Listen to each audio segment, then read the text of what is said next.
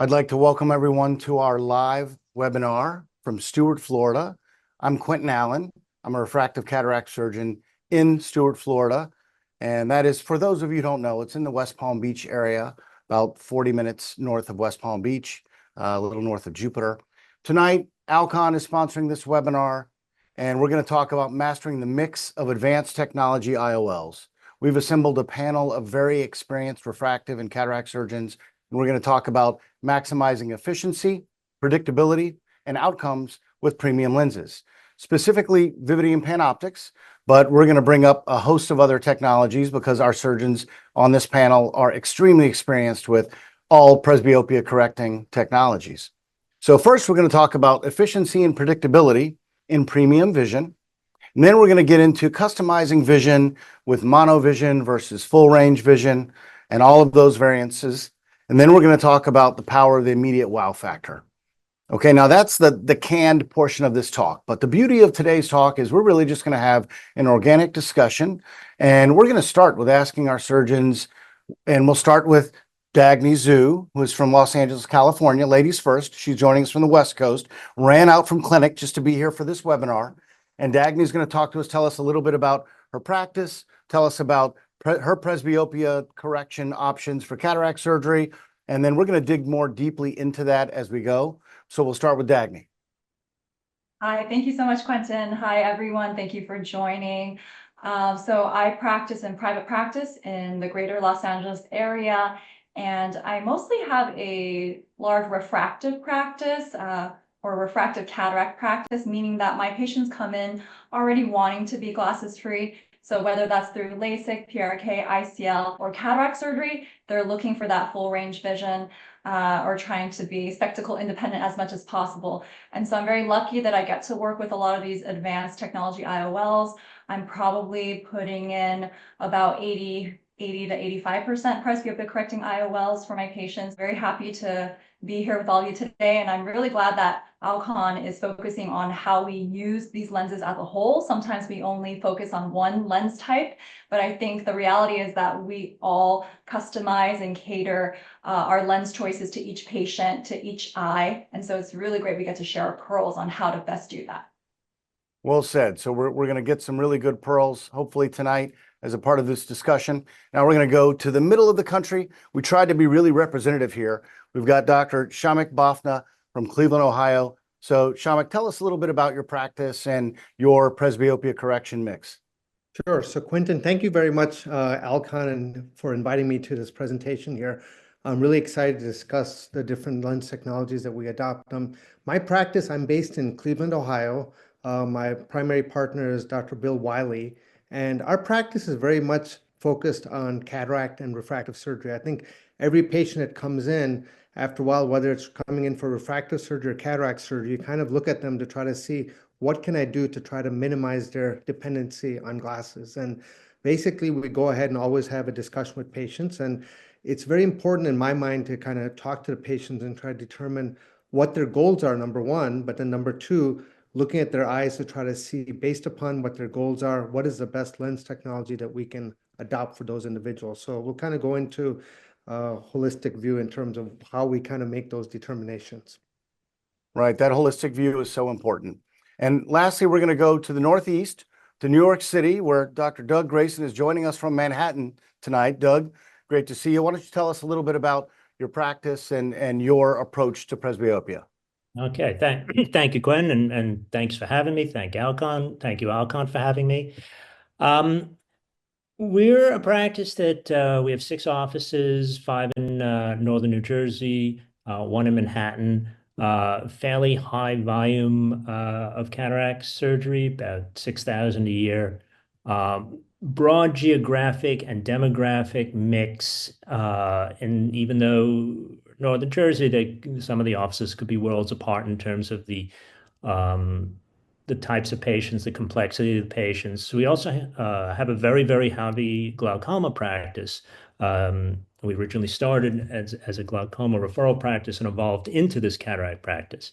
So I tell you all this because we still do maybe about 50% of our volume in the premium space But not so much that we don't have the patients, but that we have a mix of patients who can't afford premium choices, have too much pre-existing pathology to have premium lenses, but yet still we're very successful with our premium lens and presbyopic correction practice in addition to the more complex patients that we also manage. Well, I think unless you're in LA like Dagny or in South Florida, that 50% is probably around average for an aggressive cataract surgeon and fairly high at 6,000 cataract surgeries a year. I'm going to say that's just high, Doug, not fairly high. Okay. So now we're going to talk about premium vision tonight. We're going to spend a lot of time dwelling on that. So just in a couple sentences, and Doug, I'm going to go right back to you. Tell me what premium vision means to you in your practice. Well, it's premium vision and premium experience. We want every patient to feel important and individual, and we want to be able to give them the best options for their vision.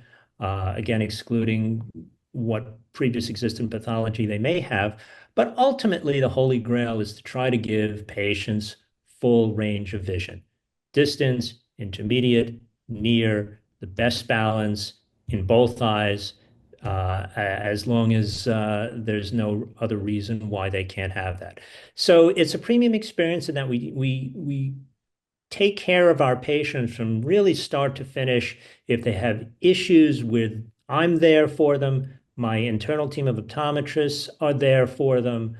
And we just don't leave anybody hanging. If an patient has not gotten the result that they want, we go into the next level and try to figure out what we can do to make them better. So it's a premium experience and it's a premium result. And the two we feel are generally inseparable. They go hand in hand. And Shamik, what about you? Do you agree? I completely agree. I mean, from my perspective, when you look at premium vision, really it's a function of looking at how the patient spends most of their lives I like to kind of talk to patients at the very beginning and find out, what do you do on a day-to-day basis? I mean, do you enjoy what activities? Hiking? Do you mostly do things up close, far away, things like that? And really get a discussion with patients. And then from a premium vision perspective, it really comes down to spectacle independence, meaning what can you do to go ahead and reduce someone's overall dependency on glasses?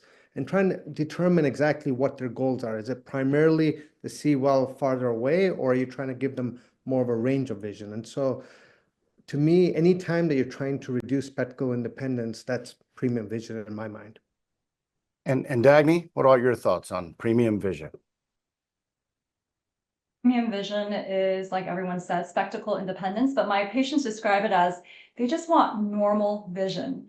They don't really come in saying, doctor, I want to see far and close. They just say, I want to be able to see naturally like I did when I was younger. Obviously, we're not going to be able to replicate that exactly, but what they're implying is they want to be able to see the fullest range of vision they can with the highest quality, with the least amount of dependence on spectacles as possible, and then getting to that result as quickly and hassle-free as possible. So oftentimes premium vision means seeing, 20/20 J1 plus on post-op day one. And that's really what we try to deliver for our patients.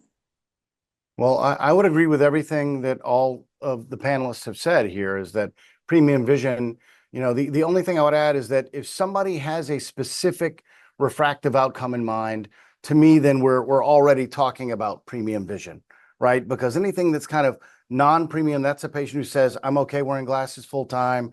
That's, I just want to see better, right? So then I'm automatically kind of, okay, well, we're going to improve your vision.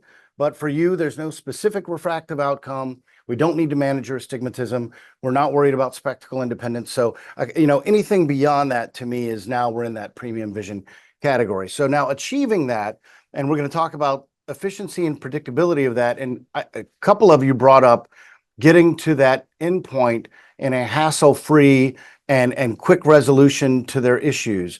So I know, Doug, you have brought in light adjustable lens, and we have to talk about it. It is now a large part of the offerings for what we all do. So how has that impacted your practice? Because obviously the speed of getting to the endpoint is different with LAL, and you're in a really busy high volume practice. How have you now reevaluated where you position Vivity and PanOptix and some of the other technologies now that you've had time and experience with LAL? Yeah, I mean, we actually had the LAL unit very early on, and I was just generally reluctant to use it because we were doing so well in our post-refractive patients using multifocal technology and exchanging lenses if there was a power miss, which was rare, or doing touch-up PRK if it was necessary. And so, understanding the LAL technology, whereas really the best you're doing is sort of a monovision scenario, of which I'm not a big proponent of monovision. I know we'll be discussing that a little bit later, but bottom line is LAL is very cool for certain circumstances, post-complicated refractive, post-RK, strange astigmatic findings, abnormal corneas, but it's very time consuming. Patients come back frequently for their adjustments and utilizes a lot of our resources and optometrist time where they could be potentially seeing new patients who could be scheduled. So it has advantages in those special case scenarios, but certainly as a routine premium modality, it is not something that we utilize. It's just overall doesn't give patients that initial wow factor where it sometimes takes them months to reach their maximum refractive stability and acuity, and is just potentially time-consuming technology and really fits in certain ideal cases, but not as a routine. And Dagny, I know you have had experience with LAL as well, and I think we all agree that there are certain patients that really benefit from that technology. So tell me where you position that and whether or not it is supplanting Vivity and PanOptix, or what have you found after being able to utilize that technology? Yeah, I definitely think LAL is a unique and useful technology. It fills in a gap for me in my patients who want spectacle independence. And, my go-to remains PanOptix and Vivity if a patient tells me that and they're a good candidate based on their exams. But if they're not a great candidate because they've got, more dryness than I'd like, they've got some irregular astigmatism, higher order aberrations, or they're just kind of a really type A, high expectation type of patient, that's when I start thinking LAL. And I know that I can still deliver a little bit of spectacle independence with the LAL because I can tweak their monovision, post-operatively. But it's completely, different than what I tend to prefer to offer to my patients, again, who want natural full range vision in both eyes. And so most frequently for me in my practice, actually, I'm doing mix and match Vivity and PanOptix, Vivity in the dominant eye, PanOptix in the non-dominant eye, to give my patients a very full range of vision with really minimal dysphotopsias at night. But if a patient doesn't qualify for that because of objective reasons or subjective reasons because of personality expectations, that's when I'll go to LAL. And that involves a lot of post-RK patients, post-refractive patients where their corneas are irregular, or just really picky type patients. And I just don't go to it too often because it is more time consuming. And I serve actually a really large working class population who want to go back to work fast. And this is the other thing. I think a lot of times we're biased about who we offer these premium lenses to. They look a certain way, but to be honest, the working class population, they're the ones who really benefit from this technology. They can't be wearing readers when they're doing a lot of their blue collar labor type jobs. And I serve a lot of those patients who really benefit from sort of full range or eat off vision, which they can get more instantly and not have to take off so much time. So younger patients with earlier cataracts want to have their vision corrected. And so the last thing I say to a lot of them is, okay, we can do basic surgery or distance only as long as you're okay with putting on reading glasses to see your cell phone, right? And they kind of stop in their tracks at that point. They're like, well, no, I don't want to put on reading glasses to see my cell phone. So Shamek, with you, and I know you have a large post-refractive population. So I know you've had experience with LAL in your practice as well, but you still do a lot of PanOptix. So are you finding that you still are doing the same amount of Vivity and PanOptix, but it's just that LAL is for a different patient population? Yeah, I mean, I think the point I want to make is that for a lot of our colleagues, they feel that the reason to utilize LAL is because of increased predictability. But the reality is that we actually achieve fantastic predictability with all of the biometry formulas that we have, the advanced biometry formulas. And there's certain things that we can do to try to improve how we're taking the measurements and things like that. So I actually find that even if you look at it, really, our post-refractive patients, post-LASIK patients, those are the ones where biometry can be more unpredictable. But the reality is that with lenses such as Vivity, we've got a greater landing zone. It makes it much easier that we can go ahead and hit the refractive target that we want to hit and then get the range of vision that we're looking for in that situation. So the key thing in my mind is I use LAL quite a bit, but like the others have mentioned, LAL for me really comes down to individuals where I feel like there is going to be less predictability. And what you'll find over time is that with proper resources, we can actually improve the predictability in the vast majority of our patients. And there's a very small niche of patients where I think LAL is fantastic technology. There's nothing that can beat it. But for the other ones, I can utilize other modalities such as PanOptix or Vivity and give them more range of vision. So this, you bring up a great point, and I think this is not something to gloss over in terms of how we are able to determine the lens power and the amount of astigmatism on these people who've had refractive surgery. So we might be comfortable implanting a Vivity or a PanOptix or even just a toric lens. So you brought it up, Shamek. I know you're a fan of the Argos. So tell me what modalities you depend on and what your strategy is to find out the IOL power, the astigmatic correction that is required for these folks that have had refractive surgery. Ultimately, it comes down to you want to have great biometry. Now, the biggest thing I would preach is that you can't rely upon one set of measurements because ultimately it's very technician dependent upon ocular surface, things are at different points in time. So whenever someone wants to upgrade, I always like to go ahead and try to take multiple measurements. Now, when you're taking multiple measurements, it's not just a function of just going ahead and utilizing the same refractive tools, but I would like to go ahead and utilize something like Argos to look at my K values and look at what my axial length is going to be. But then you want to utilize some other modality. For me, it comes down to Pentacam to kind of go ahead and reassess the cornea.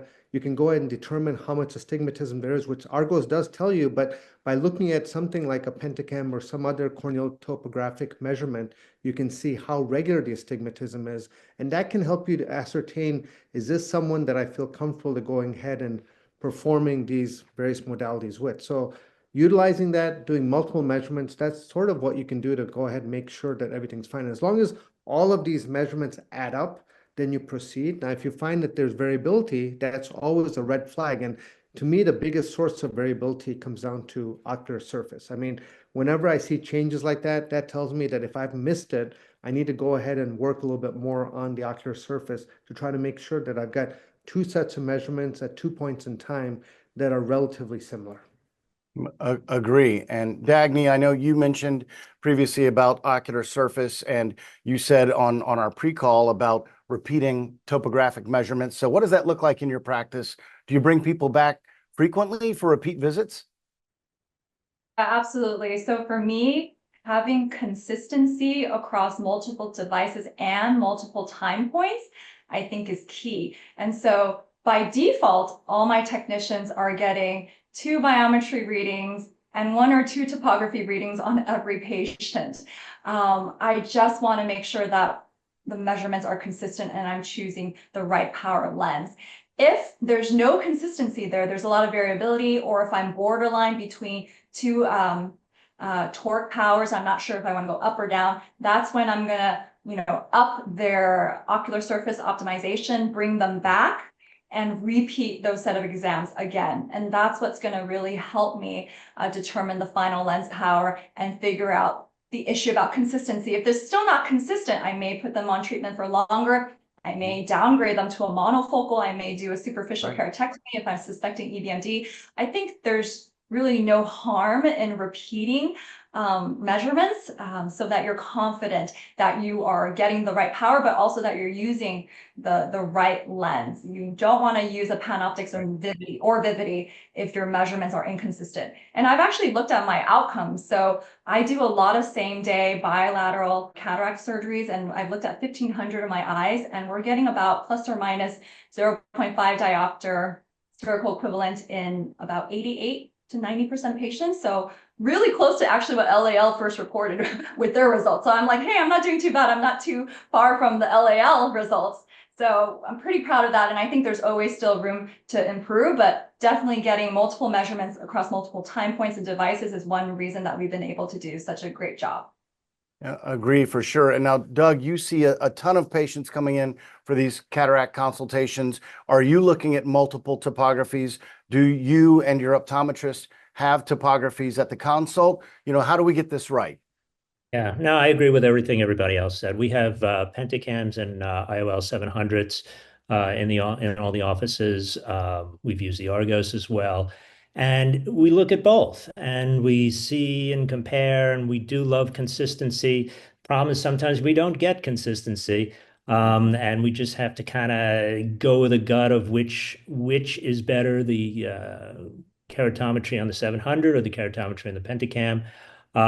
But clearly, trying to get the best possible reading and doing it several times is definitely needed in some people. Other patients, shoot a 700, clean, everything's consistent, boom. We may not repeat that if it matches exactly with the Pentacam. But other patients, so a patient today who had 2 diopters on 700 and 3 700 measurements and a 0.7 on 3 Pentacam measurements. And the question is, which is real, which is not? We went with the 2 diopter. In retrospect, now the patient's refracting with a diopter 75 of cylinder on a Vivity. Vivity's not the Vivity's fault. It's just a matter of in the other eye, now I'm going to go with the Pentacam. And if that works with a minimal astigmatic correction, then I'll go back and exchange the first lens. So yes, but there's always that outlier. There's always that 1%, but you've got to do your best to try to get everything in line and do the best biometry and measurements you can. Quentin, I think another point I would say is that besides the biometry, the other part that we have access to is using intraoperative aberrometry with Aura.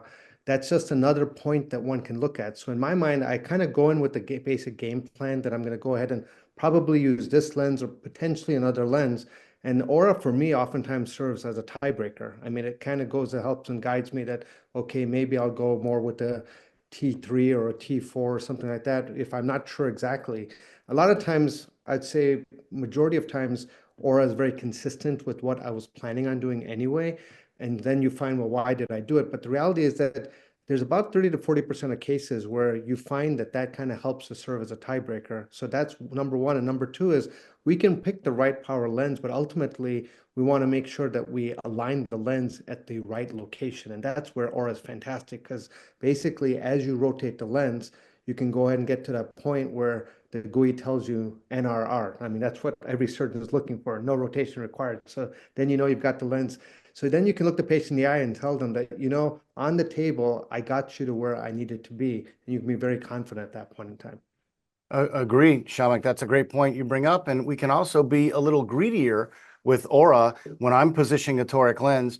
Now I won't accept 0.47 against the rule, right? Even though it says NRR, I'm going to keep playing with the positioning. I may even do a little penetrating incision if I feel like I undercorrected still to get maybe 0.2 with the rule. That for me is where I want to end up, is with just a tiny bit of with the rule, especially with my multifocal and Vivity lenses. So I think you're right. You want that data point of the Aura. It's still, and my partner, Dr. Jody Lux, who joined us about 5 years ago from New York, up your way, Doug. Jody told me when we were having a chat the other day, he said, I don't know how I ever positioned a toric lens before I had Aura. So I think, it was nice and refreshing, because there's some people who don't believe that technology is helpful. But for me, taking that extra minute or two to use the Aura, to verify the axis, to position that lens, we get so many happy patients. I have said to my colleagues for years that it's not about making your patients 20 happy, it's about making them 20 ecstatic. And if you want to get that most predictable outcome right out of the gate, and especially for someone like you, Dagny, doing bilateral same-day surgery, I think Aura helps us get to that ecstatic outcome. So we're going to talk now. Aura. I just want to say real quick, I don't use Aura. So just for those surgeons who are watching who may not have Aura, you don't have to have Aura to be able to use presbyopia correcting IOLs. I think Formulas are so great today. Repeatability helps. And I think just correcting low levels of stigmatism is what's most important. You want to get it less than 0.75. And oftentimes, sometimes even making small arcuates or operating on axis to correct even 0.5 diopters of the stigmatism, because even your wound itself can sometimes flip the axis to increase with the rule astigmatism post-op. Those are all things you want to consider, because that's how you're going to get the best results with these types of lenses. So just want to say you don't have to use an aura. The formulas are fantastic, but we try to reduce the number of outliers and just manage as many variables as we can. Dagny, you're an excellent surgeon. I'm sure you don't have to have aura, but we all find some cases where it might be beneficial. But that's a valid point, and especially that Barrett-Trouquet formula has been fantastic for me. I find that I don't change the sphere power with aura on prior refractive surgery patients as frequently as I used to with the Barrett-Trouquet, and it's embedded right there in the Argos, so that has been very helpful also. Now we're going to go ahead. We're talking a lot about targeting. Go ahead, Shamik. I just want to say one other point is that one other factor I find, and it really comes down lens to lens, is that oftentimes some lenses just happen to be a little bit more forgiving for a little bit of residual refractive error. There have been some lenses that have come out where even a little bit of astigmatism left over and the patients are not seeing very well. But I've found that with both PanOptix and Vivity, even if you do have a slight refractive error, it's amazing how tolerant patients are. I mean, ultimately, we do want to minimize as much as possible, but it's very nice when a lens is very forgiving as well. Agree. So now we still would like to be able to target very accurately, but it's sometimes hard to know what our target should be. So we had a discussion on the pre-call about all of us having a little different targeting strategies and different views on Monovision. So Doug, I'm going to start with you because we're going to talk a little bit about Monovision. What do you do when somebody comes into your practice and they've had Monovision, whether it was with LASIK or with contact lenses? Do you like to duplicate that surgically? What are your views on it? And would you ever consider changing that patient to trifocality or some other option? The answer is, optimally, I would like both eyes plano with presbyopic correction in both eyes. Not a big fan of Monovision. If a patient has had and utilized Monovision for years and is completely comfortable with it, with the explanation that is as they age, that might cause balance issues, it might cause issues driving at night because it's never, as they get older, it's never going to be the same as having stereo vision. And they can't really wear glasses to make that correction. I have to have a long discussion and they have to really convince me that they want their Monovision duplicated. So that's one case. The other scenario of inducing Monovision in somebody that hasn't had it, we don't like to do that. I haven't had much success with that. In the times where somebody actually does turn out -1 from a power miss for maybe LASIK or some other reason, and they're plano in the other eye, no matter how many times we try to explain how great their reading is and how lucky they are to have that prescription, they ultimately say, oh, that's great, but I can't see in distance. And Monovision, at least in our geographic area, we will, despite explanations, we're not going to go for a Monovision scenario with a patient. Either we go both plano, multifocal, or we're just going both plano best we can with the patient expectation that they're going to wear spectacles for reading. And I know a lot of people have been successful with mini Monovision, maybe mini -50, -75. With a full explanation and understanding. And quite frankly, the only patients that I've operated on intentionally, for the most part, as plano and a -75 have been ophthalmologists, who I guess fully understand what they're getting into. But that's our perception on just not big Monovision people. So, and what's so interesting about getting a panel like our panel tonight together is that, and we discovered this in the pre-call, that I think we all think a little bit differently about this. So we're going to go around, and I want to forewarn the audience, you've got 4 different strategies coming up on how people manage Monovision, and all of the surgeons here talking are very successful and have very happy patients. So Dr. Grayson's approach is he doesn't like Monovision, would rather do PanOptix bilaterally, okay, and have plano and have full stereopsis.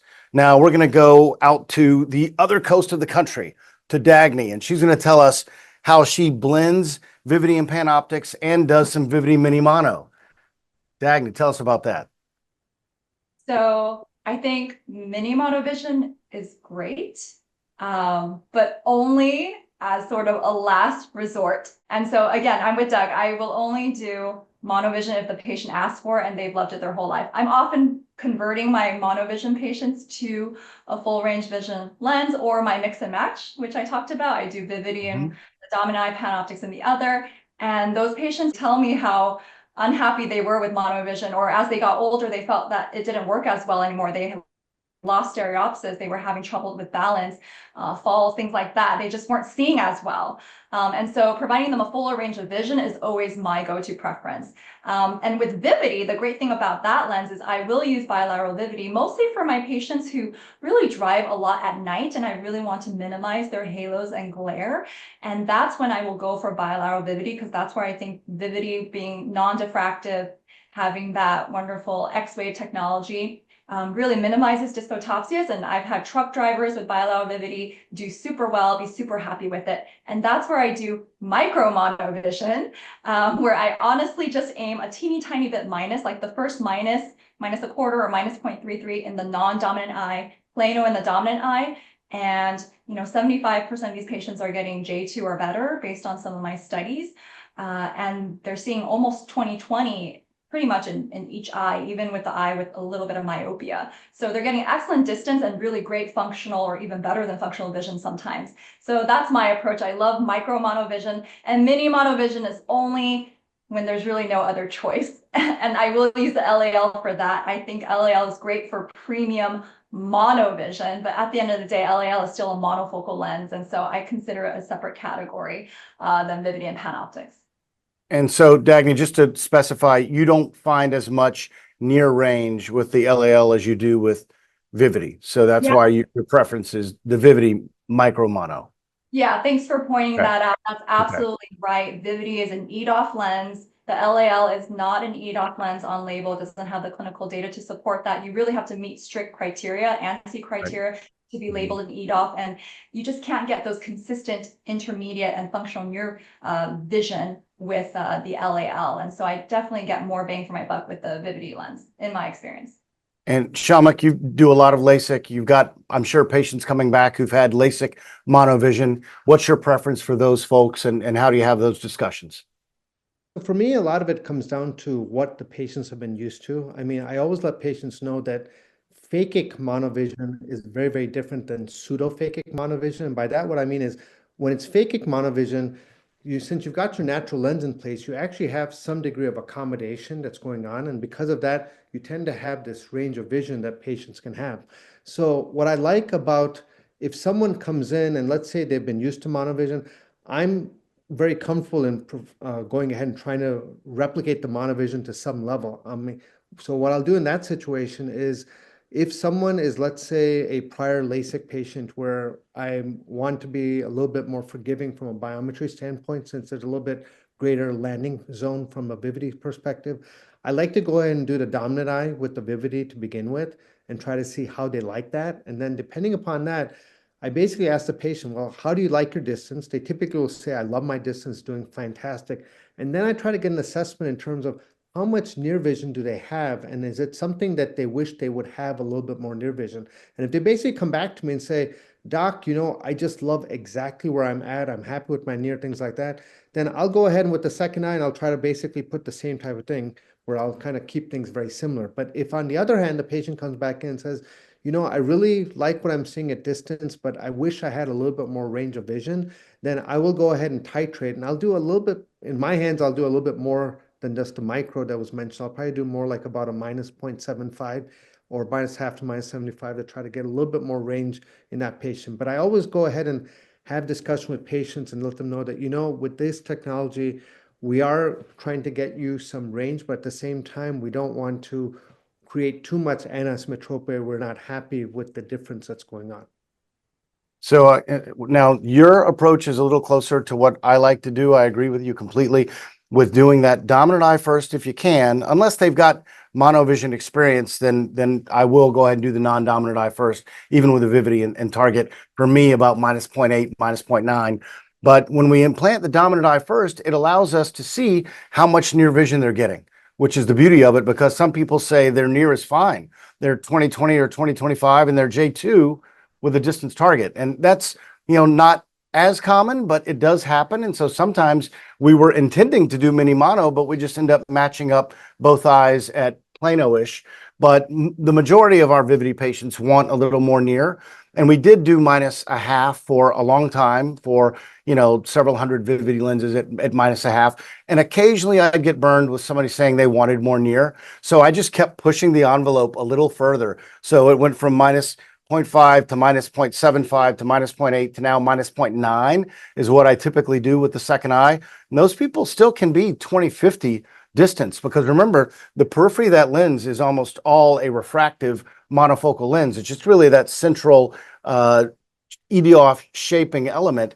And so that element does not disturb distance vision as much as you might expect. So you can get away with a mini mono up to a diopter. And I have yet to find somebody who really complains, as long as you nail the distance target in the first eye. And then I'm going to also say that I think almost everybody can tolerate about a diopter of offset.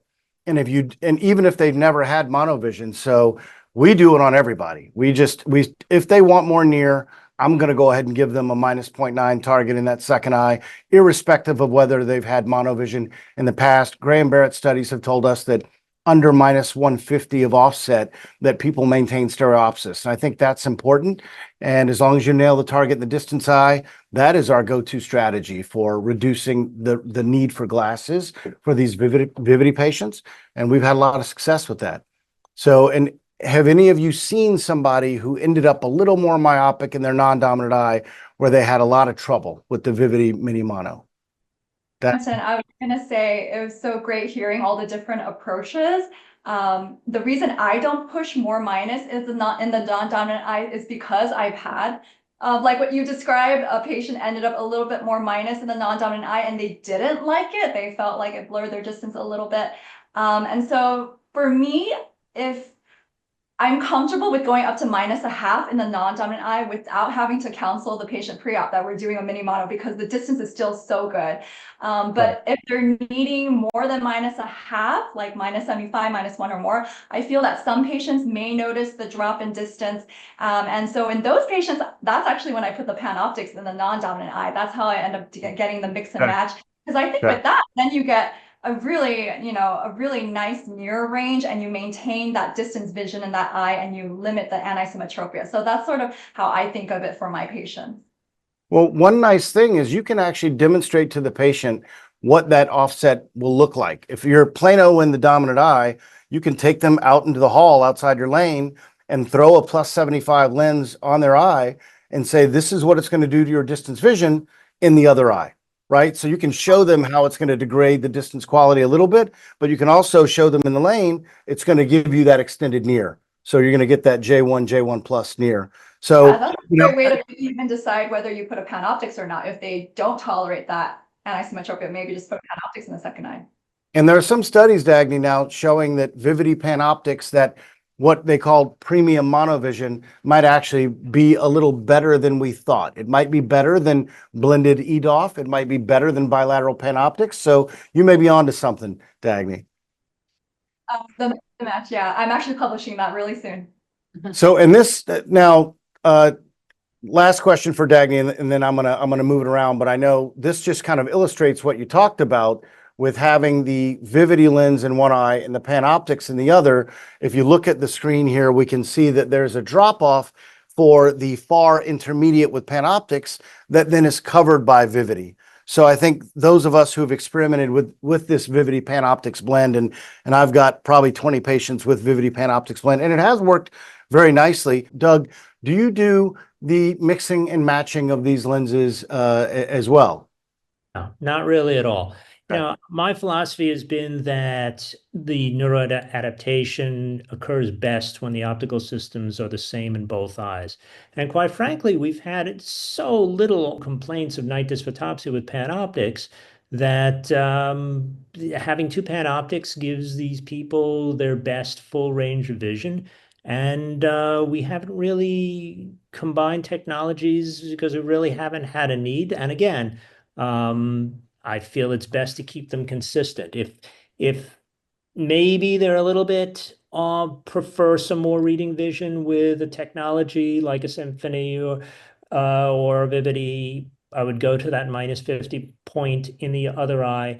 But that's a very, very rare. Most of the time, 98% of the time, we're using bilaterally the same technology, and it's usually bilateral panoptics, occasional bilateral odysseys.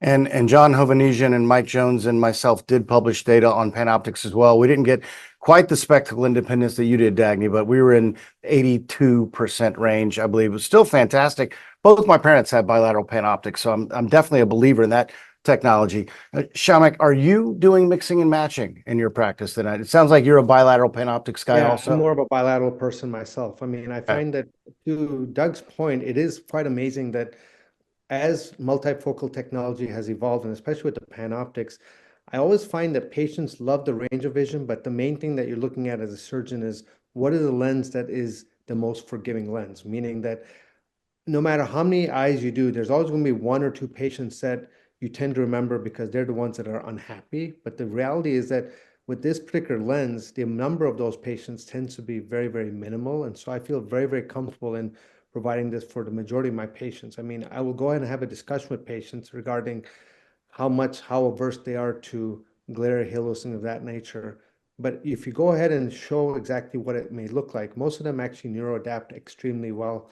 And that's why I tend to utilize bilateral panoptics. It also goes to show how important it is just for you to understand your own patient demographic. I mean, you're going to ask this different surgeons the same question. They're all going to have something different that works for their specific population. So maybe in LA, my patients are driving a lot more at night on the freeways. I don't know, but you just have to figure out what it is that works best for your population, who your patients are, and figure out what works best for them. Right. Here in South Florida, we have a lot of golfers. And so I describe Vivity as kind of my golfer lens because I feel like it's a nice hedge between the full trifocality of the panoptics, great distance vision, still really good range, and the golf clientele, they want really sharp distance, but they also want some range. So for them, and I've had a couple of golfers who, with the panoptics in the first eye, felt that they wanted a little sharper distance on the second eye. So then we did a Vivity in the second eye. So it's not often, but I mean, that's where most of my mix and matches come from, is honestly when we're trying to get a little less halo or a little sharper distance in the second eye. And so we go to a Vivity for the second eye. But in South Florida, I do 5-to-1 Vivity, which is, I find odd that in the Northeast and in the Midwest, it's different. It's mostly panoptics, but I think we all find a way to suit our population. So that's a great point. So we'll talk a little bit about the immediate wow factor again. And when I looked at this ending part of the talk, I wanted to find out from you all why it is that you think you have gravitated. We've all tried all of the different technologies, different lenses. So Shamak, what is it about the Alcon platform and that has led you to kind of lean in this direction with Vivity, or for you, bilateral panoptics is kind of your fastball?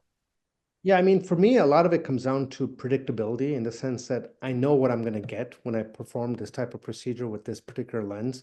I know that I'm going to get fantastic range of vision with minimal dysphotopsia profile, and I'm going to get that very rapidly because ultimately, when we go ahead and pay attention and hit the mark, you will find that patients may have a little bit of corneal edema for a day or two, but they get to that endpoint so rapidly that they're back functioning extremely well. And so they enjoy that very much. So for me, that's why panoptics tends to be the immediate wow factor.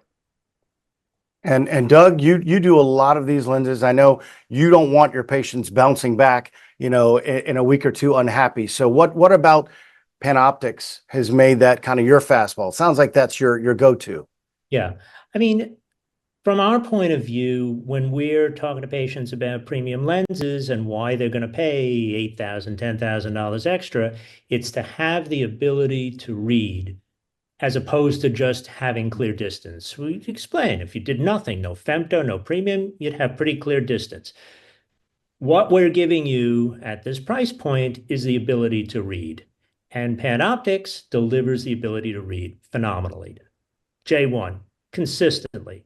When it works, PanOptix is the gold standard for reading, and we want to give them that bilaterally with the same visual system.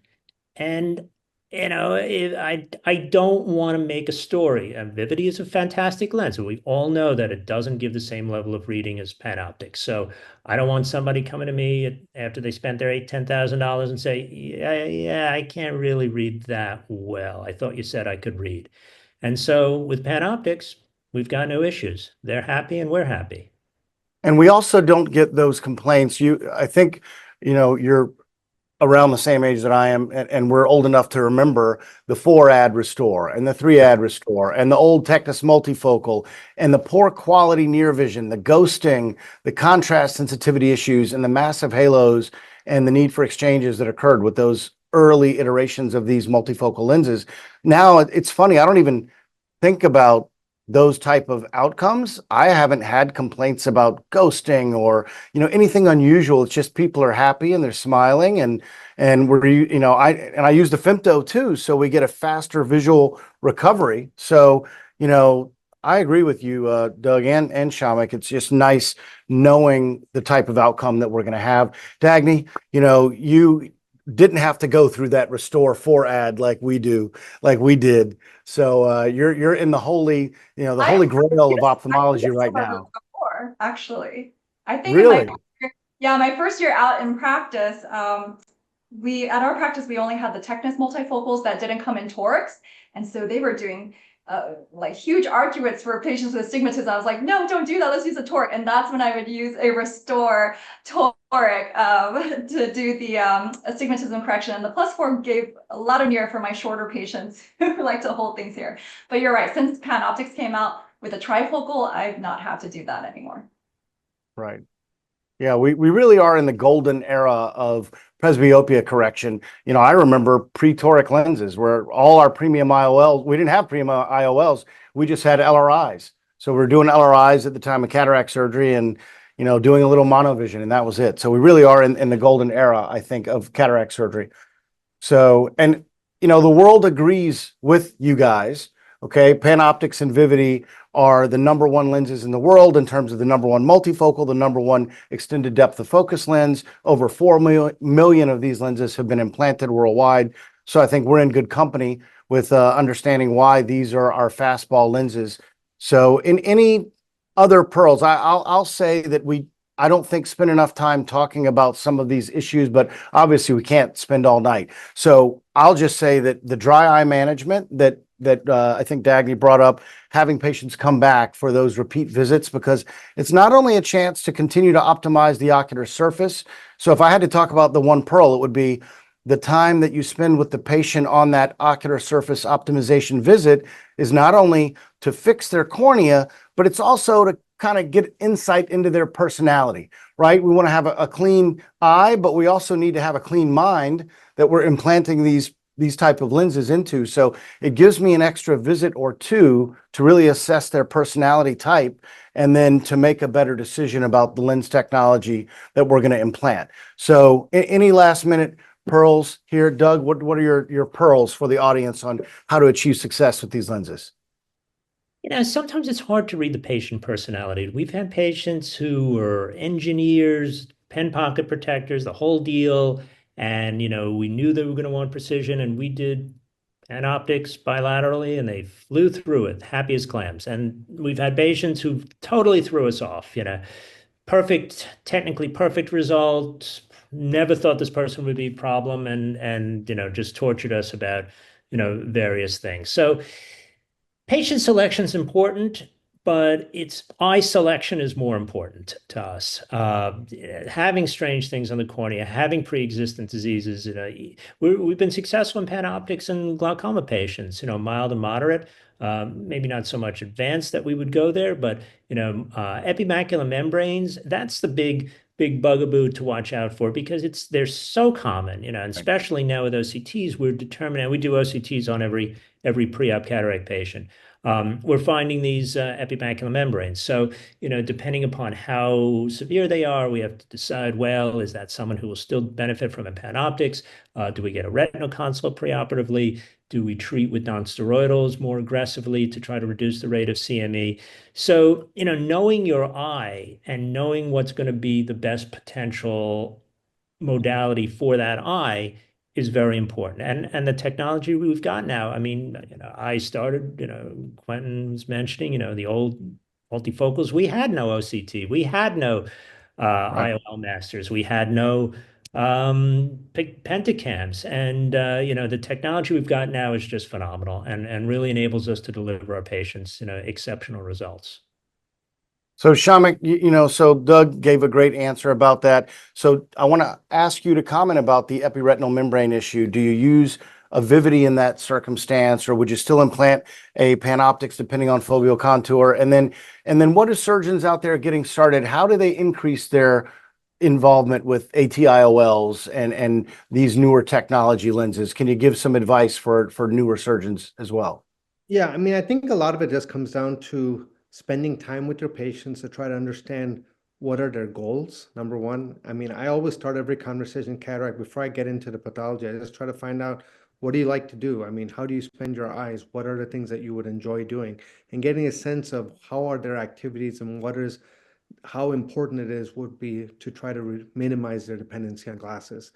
After you have that discussion, then for me, astigmatism correction is no longer a function of, I used to just talk about it in terms of spectacle independence, but these days I spend a lot of time talking more about quality of vision, because Right. the reality is that if you can correct astigmatism with an IOL and getting astigmatism correction closer to the nodal point of the eye, your quality of vision is going to be far, far superior to what it is with glasses. So even if someone they tell me that, doc, I'm perfectly fine wearing glasses, but if they come in with over a diopter or diopter and a half of astigmatism, I will even then go and tell those patients that, you may be happy wearing glasses, but I feel that going ahead and having some type of astigmatism correction will greatly enhance your quality of vision. It's something that's very, very simple to do. It's not that challenging, but you can go ahead and have that discussion with patients. I think the other point that Doug brings up is looking for ocular pathology. And I will say that at the beginning of my career, we were not necessarily doing MAC OCTs on every single patient. And it's amazing the pathologies you pick up. And obviously, if you're going to go ahead and perform any type of multifocal light splitting technology, you want to shy away from any type of thing that's going to reduce the overall level of pristine vision that you can aspect for. I think Vivity has full range of vision, but again, if you do have any type of pathology, I think where you can get yourself into trouble is trying to say, well, I can put a Vivity in anyone. And I think that's a mistake. In my mind, you still want to have a good functioning eye that has great visual potential. I mean, it is more forgiving. So if someone has some degree of ocular surface abnormality, you still want to optimize it. But if you can't get it perfect, then I feel much more comfortable doing a Vivity as opposed to a PanOptix, because there is some forgivability. So ultimately, Right. the nice part with these lenses is that in the past, I think I spent a lot of time talking about personality of patients, and we still have to spend some attention to it, but these lenses are much, much more forgiving. So I'm finding that there's a lot of patients in the past I would not be offering them to, that now I feel very comfortable doing that. I agree they're more forgiving, and I agree Vivity's better for the eyes with mild pathology. And I think we really have to be careful setting the expectations for those patients. They definitely will not get the near range that a normal eye would. So think mild Fuchs dystrophy, mild epiretinal membranes. It is going to impact their quality of near. So, when I first started with Vivity, I did implant them a little more liberally. And now I'll only do it if the patient truly understands. They're definitely going to need reading glasses. It will help reduce the power of their reading glasses. And if they really want it and they're okay with that, then we can go ahead. But I just, I would recommend being a little more cautious. Dagny, we're gonna start the wrap up here. I'm gonna let you give a few comments. I know you've got great pearls on success with this, and you're implanting a very high percentage of these lenses. So give us a couple of secret sauce thoughts on how to optimize the predictability and outcomes with these lenses. Yes, so here's some rapid fire ones. You guys talking about how you've been in practice forever. You came from The dark ages, but honestly, I bought my practice 6 years ago, and I brought that practice out of dark ages. I bought an optical biometer, I bought an OCT macular machine, bought a topographer that actually looks at the posterior cornea. So you need to have the right equipment. And on all of these patients, I'm looking at the pentacam topography and looking at the higher order aberrations within 4 millimeters centrally. If it's higher than 0.3, I'm not implanting a PanOptix or Vivity. I actually use the same cutoff for both lenses when it comes to irregular astigmatism. I don't think Vivity does well in irregular cornea, so that's where you can get in trouble, like Shamik was mentioning. And then in terms of the aim, PanOptix 119.1 is like the most predictable, surefire thing. Very common for my patients to be 20/20 J1 plus the first day with that. It never lets me down. Vivity, I use 119.2, but I'm more likely to lean towards maybe a little bit more hyperopic aim in the dominant eye, because you can tend to get a little bit more minus than you expect with Vivity, and sometimes that can affect the distance quality in your dominant eye. So I would say aim plano to maybe first plus in the dominant eye, and the non-dominant eye, go free, add some minus there to get the more range, because Vivity surprises me every time in terms of the range of vision that I was not expecting, because I under promise all these patients. I'm like, if you're getting bilateral Vivity, you have to use readers. But then I'm so surprised how many patients come back 20/20 J2 or even J1 very often with just Vivity micro mono, and they're seeing like 20/20 each eye. So I've been very impressed with Vivity. You definitely don't want to promise them that, but it's really nice when you can under promise and over deliver with Vivity. So those were just some of my rapid fire tips that I've used. Awesome. I guess I'm the only OPD3 guy. I look at the high order aberrations there, and I use 0.4 as my cutoff, and actually I've published that as well. It's, and I've been okay with PanOptix up to 0.4 and angle kappa up to 0.58. So I don't think you have to worry about angle kappa with Vivity. At least I haven't seen that be a concern yet. But this was great. Thank you all for those wonderful insights. I think I got a lot out of it. I hope everybody at home got a lot out of it as well. And thank you to Alcon for coming all the way to Stuart, Florida, and letting us have this discussion.